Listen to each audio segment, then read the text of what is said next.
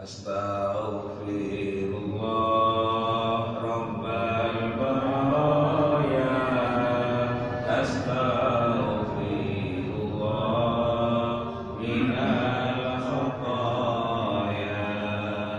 Rabbi zidni ilman nafi'an wa wafiqni amalan sholihan. Astaghfirullah Rabbal baraya. Astaghfirullah minal khataya. Rabbi zidni ilman nafi'an wa wafiqni amalan sholihan. Alhamdulillah. Bismillahirrahmanirrahim. Assalamualaikum warahmatullahi ta'ala wabarakatuh.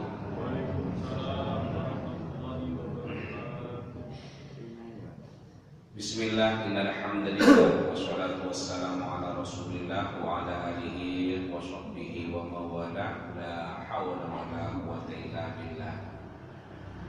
Rabbi shrah li sadri wa yassir li amri wahlul 'uqdatam min lisani yafqahu qawli.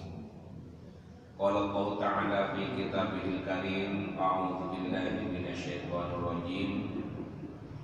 Syahrul Ramadan alladzi unzila fihi al-Qur'an hudan linnas wa bayyinatin minal huda wal furqan. Al-ayat. Sadaqallahul azim. Bapak Ibu, para jamaah sholat subuh yang dirahmati Allah, sehat-sehatan nggih. Alhamdulillah, puasanya sudah dapat 15 hari. Hari ini sudah masuk hari yang ke-16. Mudah-mudahan puasa yang sudah kita lakukan semoga diterima pahalanya oleh Allah Subhanahu wa taala. Amin. Puasa yang belum kita laksanakan 3,5 bulan lagi ini, mudah-mudahan kita diberi kekuatan lahir batin untuk bisa melaksanakannya. Amin Allahumma amin. Lebaran hari tahun ini berpotensi untuk berbeda. Kalau nanti betul berbeda, monggo jangan dijadikan persoalan, karena yang berbeda hanya menentukan tanggal 1 Syawalnya. Semuanya melaksanakan Idul Fitri di tanggal 1, yang berbeda menentukan tanggal 1. Jadi sama-sama tanggal 1. Nah, penentuan berbeda itu karena metodologinya yang berbeda. Satunya pakai imkanur ru'yah, yang satunya pakai wujudul hilal dan pakai ru'yatul hilal. Kenapa kok saya katakan berpotensi untuk berbeda? Karena kalau saya lihat dari ilmu falak, maka di tanggal 21 itu atau di hari Jumat nanti setengah bulan dari ini, itu kemunculan bulan hanya sekitar 1 derajat.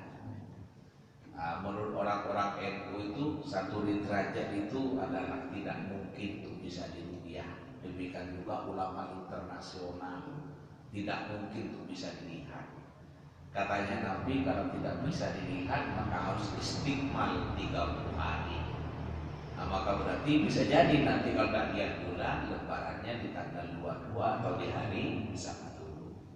Nah, sementara saudara kita yang lain sudah menentukan lebarannya di tanggal 21 atau hari Jumat.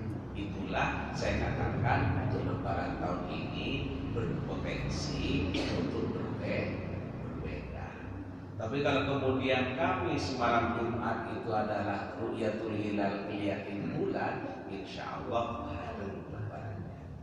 Nah, yang perlu disikapi itu mau hari Sabtu mau hari Jumat, yang penting kita kompak, dapat rukun sesama muslimnya, karena sejatinya hanya beda metode yang dipakai sehingga kesimpulannya berbeda. Tapi silaturahim tetap dijaga, kekompakan dan kerukunan dalam berbangsa, bernegara, bertetangga, bersaudara tetap harus dijaga. Baik, itu sekedar pengantar dari saya. Mari kita lanjutkan ngaji kita. Bismillahirrahmanirrahim. Wa an Abi Hurairah radhiyallahu anhu anna Rasulullah sallallahu alaihi wasallam qala. Dari Abu Hurairah, semoga Allah ridha kepadanya, anna Rasulullah sallallahu alaihi wasallam, sesungguhnya Rasulullah sallallahu alaihi wasallam bersabda. Apa sabdanya Rasulullah? Hakul muslimi alal muslimi khamsun. Hak orang Islam atas orang Islam lainnya khamsun, ada 5 perkara. Oke. Di antara yang 5 itu, yang pertama raddus salam, yakni menjawab salam. Ada orang berucap assalamualaikum, itu adalah wajib menjawab waalaikumsalam. Yang kedua, wa iyadul marid, menjenguk orang sakit,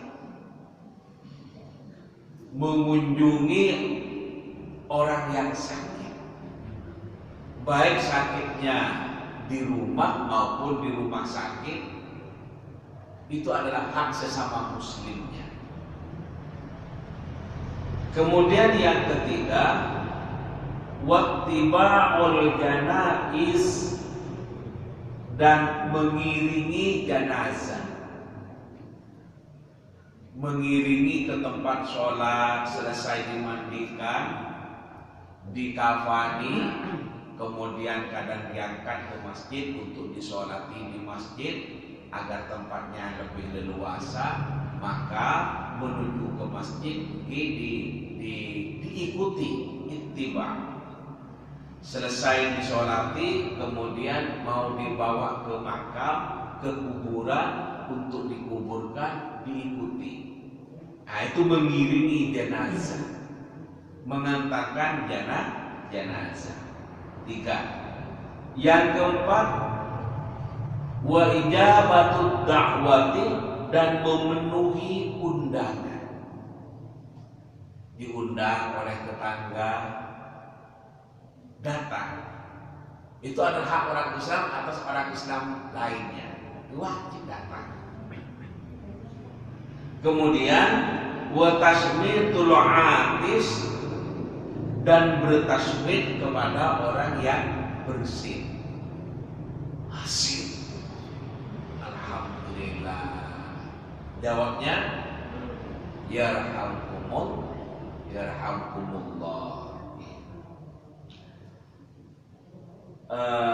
Wa tasmitul atis, dan menjawab, memberikan tasmid kepada orang yang bersin. Muttafaqun alaih, hadis ini sahih. Wa fi riwayatin li muslimin, dalam riwayat hadisnya Imam Muslim ada bedanya sedikit. Nah, bagaimana bunyinya? Hakul muslimi alal muslimi sittun. Hak orang Islam atas orang Islam lainnya ada 6 perkara. Nah, kalau hadis yang di atasnya menyebut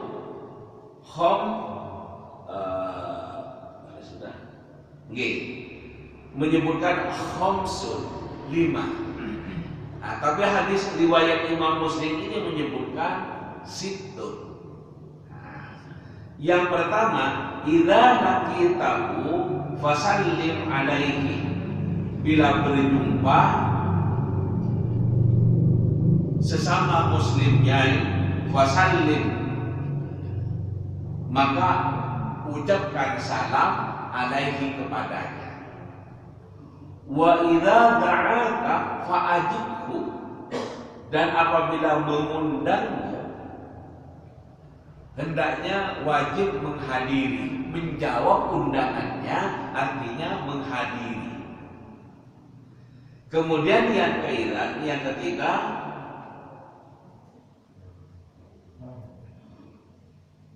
wa idza stansohaka fansohalahu,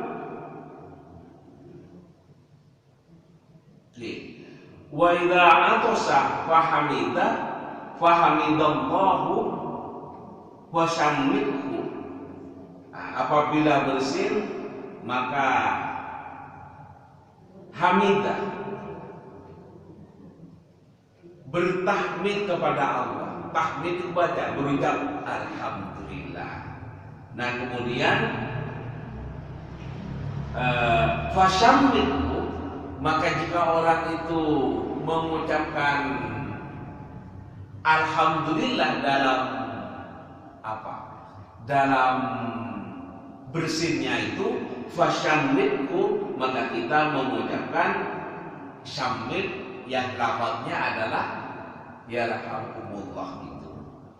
Wa idza maridha, dan apabila sakit, fa'udhu, maka ya jenguk, sambangi.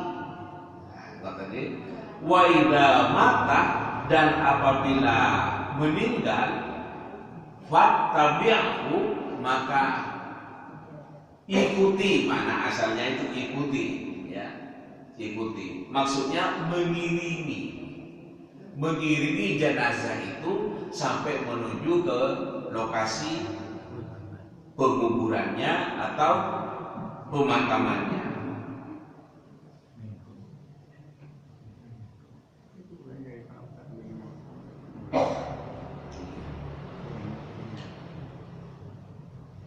Kemudian Rawahu Muslim, meriwayatkan pada hadis ini Imam Muslim. Bapak Ibu hadirin sekalian yang saya hormati, apa yang dimaksudkan oleh kandungan hadis ini? Mari kita bahas bersama-sama. Satu ketika Rasulullah pernah dawuh. Dawi hakul muslimi ala muslimi khamsun, bahwa hak orang Islam atas orang Islam lainnya itu ada 5, kata Rasulullah. Oke? Jadi orang Islam atas orang Islam lainnya itu sama-sama memiliki hak, sama-sama memiliki kewajiban. Kewajiban yang pertama adalah ruddus salam, menjawab salam. Jadi begini, orang mengucapkan salam itu hukumnya sunnah, tapi menjawab salam hukumnya adalah wajib. Jadi mengucapkan salam itu boleh, tidak mengucapkan salam itu juga boleh, karena sunnah. Sebagai perbuatan sunnah tentu lebih utama berucap salam. Ketemu teman, assalamualaikum. Ketemu orang tua, assalamualaikum. Anak lebaran datang ke orang tua, assalamualaikum. Bukan ketemu bes, apa bes, kabar bes. Enggak boleh mau. Ya apa bro? Suwe gak betul bro. Saya ini kok ngono kok uban wis rontok ngono bro. Arang-arang petuk nek ngomong sing enak kok ini lah kena jadi bapak. Bapaknya dianggap bro yo. Oh, ada ini. Wah, kan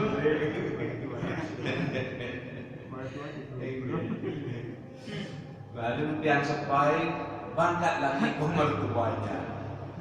Nggak dipanggil bro, panggil Pak. Ya apa Pak? Kok kayak kita segera sampai akhir duit tapi paling untuk THR-an nih. Pun foto tinggi nih. Sinten kok mantune rambutnya dicat. Ngomongin kok kayak ngono rambut terus koyo garangan ngono. Ada mantune diceluk garangan. Bapak dipanggil mertua dipanggil Pak. Oke, kakak panggil assalamualaikum, sehat nggih Pak? Ya nak, alhamdulillah berkat doamu apa sehat nak. Nah, ngobrol sing enak, mantun ngobrol dijagahan, mantun dan diparingi oktor tiap sempat. Nah, kalaupun kerja itu cukup didoakan, diparingi oktor ngikutan urut pun kerja. Tapi dikasih sehat, diparingi oktor. Alhamdulillah Pak, saya kerja diparingi kelancaran di Pangeran. Ini mungkin ada rezekinya jenengan yang dilewatkan saya oleh Pangeran Pak. Ini Pak sebenarnya. Ya Allah, senang tidak sempat. Omongannya sopan, mari yotro kak mentang-mentang. Mungkin rezekinya sampeyan, mungkin ini Pak, tapi oleh Allah dilewatkan saya. Kok buktinya saya lancar itu kerja. Nyuruh diterima nggih Pak. Yo nah, mungkin ini tuh dia sing darah tambah sehat, tambah lancar usahamu nah. Amin. Anak mungkin butuhku sing nomor loro. Baju sing nomor loro. Sumpun dia ada ya apa bro, pun ngoten. Tidak saling nak sama Allah, saling bolak-balik ya Allah. Nanti aja saling bolak-balik. Hormat kepada orang tua. Nah, anak yang soleh, anak yang tunduk kayak ini, ngeten niku rezeki, rezeki. Nah, ini tidak lepas dari bimbingan dan pendidikan dari tiang sempat, ajari sing baik. Terus mundi Ustaz seumpama omongi kata sing boten bener kalau wau, tinggi diajari. Nah, kalau pada orang tua boten paru, boten niku umbai kok sampean panggil bro, boten diejek nah. Ya Allah, lagi sehat Pak. Oke, coba sehat Pak. Nah, dah tambah ganteng.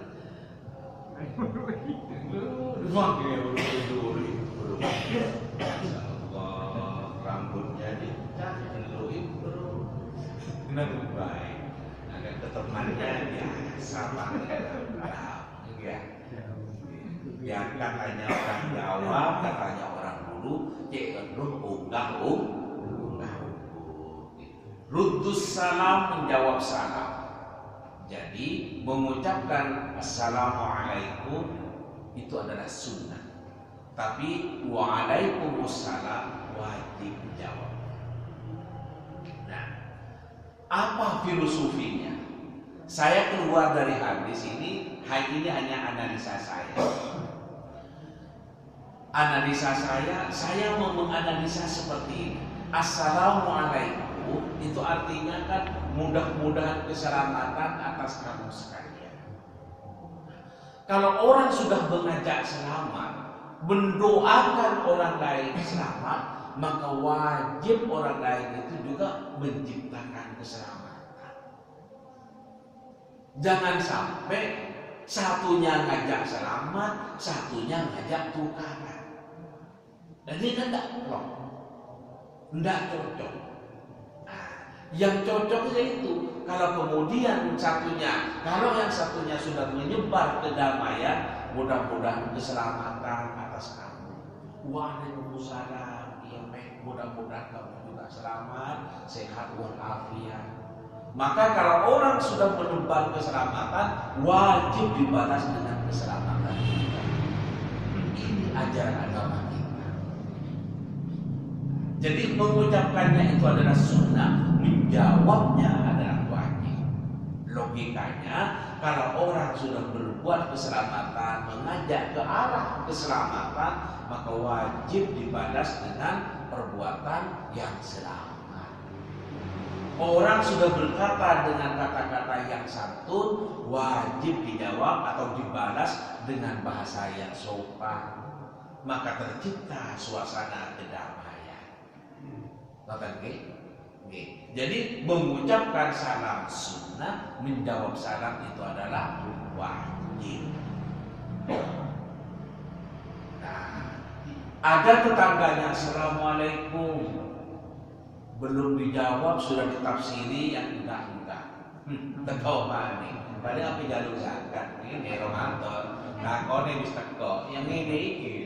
Masya Allah, salamnya belum dijawab sudah diartikan yang macam-macam, diartikan yang tidak. Padahal ternyata datang mau memberi THR. Ya Allah. Jadi jawab salamnya, waalaikumsalam. Saya hadir. Apa yang bisa saya bantu yuk? Iki loh dek. Nah, kan ngoten kan saya. Jadi pertama rudus salam, menjawab salam. Oke. Yang nomor kali wa'iyadul marid, dan nyambangi tiang sakit. Nah, itu kita sambangi. Ini ajaran Rasulullah. Hak orang yang sakit itu punya hak untuk disambangi, dan kewajiban kita ya menyambangi. Yang sering menjadi masalah itu adalah pada budaya buah tangan, membawa sesuatu untuk disedekahkan, sambang orang sakit, itu sai, itu bagus. Tetapi jangan sampai karena tidak ada sesuatu yang bisa dibawa, kemudian tidak sambang, nah kembali diikuihan pilih. Nah, jadi yang diajarkan oleh Rasulullah disambangi orang yang sakit. Kemudian kalau ada sesuatu sekedar buah tangan, monggo. Tapi tidak ada juga tidak apa-apa. Nah, yang paling pokok itu adalah disambangi. Nah, orang yang sakit kemudian disambangi oleh orang-orang di sekitarnya, anaknya atau tetangganya atau familinya atau siapa saja, itu bisa menjadi sugesti yang mendorong untuk segera sembuh, untuk bisa cepat sembuh. Ada kebahagiaan batin, orang di sana, ya Allah, kok kan sempat kesini yuk, matur suwun yuk, berkat bagi kamu, repot ngelatih anak, repot dengan kerjaanmu, kok masih bisa sempat kesini, matur suwun. Ini sugesti, ini bisa membawa pada percepatan proses penyembuhan. Bisa membawa pada percepatan proses penyembuhan. Itu yang disebut dengan sugesti. Nah, itu sambangi. Dan orang yang sambang kepada orang sakit itu, ini akan menumbuhkan rasa syukur. Melihat orang lain sakit, ingatkan kepada dirinya bahwa dirinya sehat. Alhamdulillah, saya sehat. Orang yang disambangi itu bahagianya juga luar biasa. Saya pernah Pak Guru, tahun berapa, mungkin sekitar 2005, 2006. Kebetulan anak saya sakit. Dan anak laki satu-satunya, dan Allah berkehendak lain, akhirnya anak saya laki yang satu-satunya itu diambil oleh Allah. Ya mungkin itu sudah yang terbaik. Tetapi ketika disambangi itu tumbuh rasa semangat. Sabar Pak Samsul, ini adalah ujian. Ya, ada semakin ada energi baru. Disambangi oleh tetangga, disambangi oleh kolega, disambangi oleh teman-teman, oleh famili. Ada energi baru, semangat lagi. Walaupun melihat kondisi anak, tambah hari tambah parah, tambah kritis, tambah kecil harapan itu. Tapi di samping itu ya Allah ada kebahagiaan. Dan bagi yang sabar itu bisa melahirkan rasa syukur. Alhamdulillah saya dikasih sehat. Ternyata sehat itu adalah nikmat yang luar biasa. Orang itu kan begini Pak, ketika melihat orang lain itu adalah menjadi doktor, menjadi profesor, ingin jadi doktor, jadi profesor. Ketika melihat tetangga berangkat umroh, ingin juga umroh. Ketika tetangga beli kulkas, ingin juga beli kulkas. Ketika tetangga sakit, itu tidak ingin untuk sakit, tidak ingin. Malah bersyukur, alhamdulillah saya sehat. Nah, untuk itu bisa menumbuhkan rasa syukur bagi yang samban. Sebaliknya, bagi yang disambangi itu adalah menambah energi baru, menambah semangat baru. Kemudian datang apa yang diomongin. Satu, ya doa. Yang kedua, memberikan motivasi semangat. Didoakan, ya yuk, moga-moga sampai cepat sembuh, amin di Allahumma isfi, ya Allah sembuhkan saudaraku yang sakit ini dengan kesembuhan yang bisa kembali kepada seperti semula, dan penyakit yang tidak terulang-ulang lagi. La syifa illa syifa'uka, tidak ada kesembuhan kecuali kesembuhan hanya datang darimu ya Allah. Doakan, pakai bahasa Arab boleh, pakai bahasa Indonesia juga boleh, pakai bahasa Jawa boleh. Doakan. Jangan mengeluarkan kata-kata yang mengecilkan harapan. Sakit opoi, aku dukeni ke lau rono, anakku biar tonggo kumono, ya mau di rumah ini. Badan, iya tadi iya, bahasa. Yo kak suwe yuk turun dino terus wassalam yuk. Terus aku nih nyawak pian yuk tondo-tondo yuk podo yuk.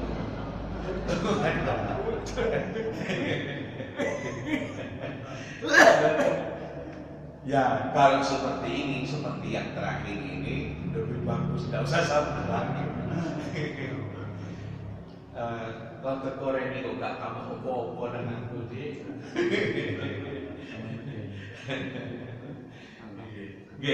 Namanya doa yang baik, berikan harapan. Makanya dokter itu secara ilmu medis tahu orang itu akan mati. Secara medis. Tetapi mati atau tidak itu adalah ada di tangan Allah. Allah memberikan ilmu kepada manusia, khususnya yang menekuni ilmu medis seperti dokter, maka akan mengetahui kapan akan matinya atau orang sakit dilihat dari indikatornya, tanda-tandanya. Detak jantungnya seperti apa, kemudian dan lain sebagainya sudah dilihat. Nah, maka kemudian tahu. Tapi etika profesi dokter itu adalah melarang untuk mengatakan seperti itu. Mengatakan bahwa Bapak, insya Allah usia Bapak tinggal 2 hari lagi. Tidak boleh. Ada etika dokter. Ini dokter. Tidak boleh seperti itu. Apalagi hanya boleh si toko ini tahu sakit kayak gitu. Terus disebutkan 3 lagi ya wassalam itu. Bisa-bisa besok yang dipanggil hewan yang berangkat itu jangkrik. Itu yang jangkrik ini sampai kok ngomongnya kayak punya. Kalau omongan dia nih tadi. Jangkrik dipanggil bolak-balik. Ada ngomong tak senang. Jadi wa'iyadatul marid, yakni menyambangi orang sakit, membawa sesuatu baik, tapi tidak membawa apa-apapun, itu tidak ada masalah. Orang Jawa memang punya tradisi yang disebut dengan buah tangan. Ya, sekedar sesuatu yang tidak hanya ada kan gitu. Itu boleh, itu tradisi bagus. Tapi bukan karena tidak ada sesuatu yang mau diberikan kemudian tidak sambangi, jangan. Kalau punya waktu sambangi saudara kita yang sakit. Saya bercerita seperti ini karena pengalaman. Itu tidak saya sendiri, tidak, anak saya. Sampai terakhir menunggu ajalnya itu. Anak saya itu kan 4. Nah, yang 3 perempuan, yang 1 laki-laki. Yang diambil oleh Allah yang laki-laki. Ya Allah, ya sudah Allah yang mengambil, saya dapat memang dari Allah yang suka. Ya sangat merasakan gembiranya hati saya di rumah sakit, meninggalnya kan di Saiful Anwar. Disambangi oleh teman, oleh keluarga. Ya Allah, saya katakan tadi ada semangat baru, ada energi baru. Nah, dalam menghadapi sakitnya. Kemudian selanjutnya waya betul mari dan menyambangi atau menjenguk orang sakit, wattiba'ul janaiz dan mengiringi jenazah. Ini adalah kewajiban kita. Kalau konteks ini adalah fardu kifayah. Kalau ada orang lain yang sudah melakukan, gugur kewajiban kita, tetapi kita tetap semangat untuk mengiringi satu. Ya, itu adalah hak orang Islam pada orang Islam lainnya. Yang kedua, kita semuanya akan mati. Kan begitu. Nah, kadang ada orang mati nggak mau mengiringi, nggak mau jenguk, nggak mau nanti giliran kita mati nggak ada. Jangan salahkan tetangganya. Memang tidak pernah menanam perbuatan baik, kemudian mau memangin perbuatan baik dari orang lain. Ya, jangan berharap seperti itu. Nah, kita itu adalah saling. Ada tetangga meninggal, ayo takziah. Nah, takziah itu ya ikut berbela-sungkawa itu. Ya, mendatangi keluarganya dengan membesarkan hatinya, kemudian mendoakan, kemudian yang mengiringi jenazahnya, ya sholat. Itu. Nah, kehadirannya itu juga ikut belasungkawa sudah bagus. Nah, tetapi akan menjadi lebih bagus yang mensolati. Datang ke yang sakit sholati. Apakah boleh jenazah itu dibawa ke masjid untuk disolati? Boleh. Takmir adalah tidak boleh melarang kalau ada jenazah mau dibawa ke masjid untuk disolati. Nah, karena orang yang meninggal itu sudah tidak bisa berbuat apa-apa, justru menjadi kewajiban umat Islam lainnya untuk memandikan, mensolati, mengkafani, menguburkan dan sebagainya. Maka disolati di masjid juga bagus. Nah, kemudian datang ke rumah duka, nah itu adalah bagus. Nah, kemudian ketemu teman, ngobrol, silakan. Nah, tetapi lebih bagus lagi jangan hanya ngobrol. Ya, waktunya kalau sudah selesai dimandikan, waktu disolati, ayo ikut mensolati. Nah, kalau kemudian ada, kalau di Malang saya lihat sebelum diberangkatkan ditahlililah mau terlibat. Nah, kalau ditahlil, ayo kita doakan. Mudah-mudahan jenazah yang akan diberangkatkan ke kuburan itu mudah-mudahan diampuni dosanya oleh Allah, ditempatkan di sisi Allah dalam derajat yang mulia, dijembatkan kuburannya. Karena orang yang meninggal itu dikuburkan berada di alam barzakh, di alam kubur itu, kalau amalannya sahih, ibadahnya sahih, maka kuburan itu lebih luas dari dunia ini. Lebih luas. Yang digali kan hanya meter-meter nih Pak. Paling kali meter tuh boleh kau terbagi. Karena orang Indonesia hampir tidak ada yang lebih dari 2 meter, kan gitu. Maka panjangnya ya hanya 1 meter itu. Lebarnya pintar Pak, 1 meter Pak. Paling untuk 1 meter. Tapi kalau amalannya sahih, maka akan lebih luas dari itu. Kok bisa? Itulah kemahabesaran Allah. Itu doakan orang tua, kalaupun masa hidupnya pernah berbuat dosa, mudah-mudahan diampuni dosa-dosanya oleh Allah. Itu. Jadi ayo kita sholati. Saya tidak bisa sholat, saya tidak punya wudu. Monggo kalau ditanya ikuti tahlilan. Doa Pak Ustaz, baca Fatihah boleh. Misalnya yang meninggal Pak Muhammad, ya Allah, mudah-mudahan Engkau ampuni dosanya Pak Muhammad ini Allah. Jika pada masa hidupnya, pada masa beliau hidup ini, pada masa beliau hidup, beliau ini punya kesalahan, Engkau ampuni ya Allah. Jika punya dosa, Engkau ampuni. Al-Fatihah. Auzubillahi pun doa. Saling berdoakan. Oke. Kemudian ini karena waktunya sudah siang. Wa ijabatu ta'wati, dan menghadiri undangan. Menghadiri undangan. Kalau diundang oleh tetangganya, kemudian tidak sedang sakit, tidak ada kesibukan yang tidak boleh ditinggalkan, hadiri. Kasihan membuat sesuatu, undangannya 50, yang datang 3 orang. Ya Allah, sudah capek membuat, kok nemenin, tonggo-tonggo ini, kan gitu. Ya, hak muslim pada muslim lainnya itu memenuhi undangan kalau diundang. Bagaimana kalau dengan menikahkan anak? Ya, yang disebut dengan yang paling wajib itu adalah ya diundang pada saat akad nikah. Kalau resepsi itu kan ungkapan kebahagiaan, kemudian menyelenggarakan walimatul urs atau resepsi, yang monggo hadir. Tapi orang kadang walaupun tidak hadir itu yang penting bawaannya teko, bisa popo kan.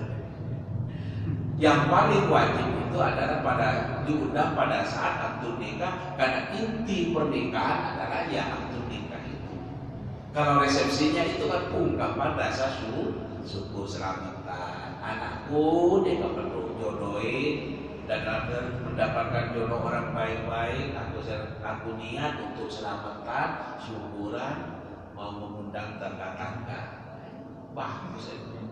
Tetapi yang paling pokok adalah pada undangan akad nikah.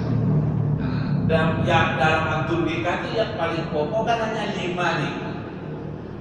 Nomor 1 adanya, kedua mempelai.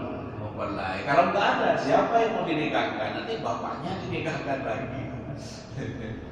Adanya kedua mempelai. Yang kedua adalah adanya wali yang siap menikahkan. Kalau orang tuanya tidak siap, ya bisa diwakilkan kepada Pak Penghulu, pada Pak Kiai, boleh. Saya bisa menikahkan tapi tidak siap, ada. Tidak siapnya kenapa sampean bisa? Kadang ada perasaan hati yang kebahagiaan yang luar biasa sampai tidak siap. Bisa mengantarkan anak sampai menuju ke jenjang pernikahan, ada hati bahagia, mau menikahkan sudah tumbuh rasa mau nangis. Itu kan namanya nggak siap. Boten Pak, Pak, jenengan mau pasrah wali jenengan Pak, tolong nikahkan juga kula. Ada kebahagiaan yang luar biasa, saya takut nangis nanti Pak. Malah nggak jadi nikah itu. Orang tua itu kan mulai melahirkan, memberi nama, memberikan nafkah, kemudian mendidik, sampai yang terakhir itu adalah menikahkan. Maka kalau sudah masuk kepada momen untuk pernikahan, itu adalah kebahagiaan yang luar biasa bagi orang tua. Anaknya perempuan sudah ketemu jodohnya, memang ditunggu-tunggu, kemudian dinikahkan, ada kebahagiaan. Kadang boten takdir, nangis kadang orang tua, boten bahwa boten punya kebiasaan. Kalau pasrah wali mawon bahkan jenengan, nggih monggo dituntun. Nah, untuk pasrah wali jenengan. Jadi tadi yang pertama adanya kedua mempelai, yang kedua adanya wali, yang ketiga adalah adanya saksi. Nah, itu boleh dari pihak manten putra, manten putri atau kedua-duanya. Nah, makanya ditanyakan angkah tuka, wazawwajatuka, maktubatan dan seterusnya. Saya nikahkan dan saya kawinkan engkau. Itu kemudian tanya, itu sah, katanya saksi sah pun. Yang punya otoritas untuk menjawab saya itu saksi. Tapi yang lain kadang ikut bilang sah. Kadang dereng mantul untuk sah, dereng, dereng.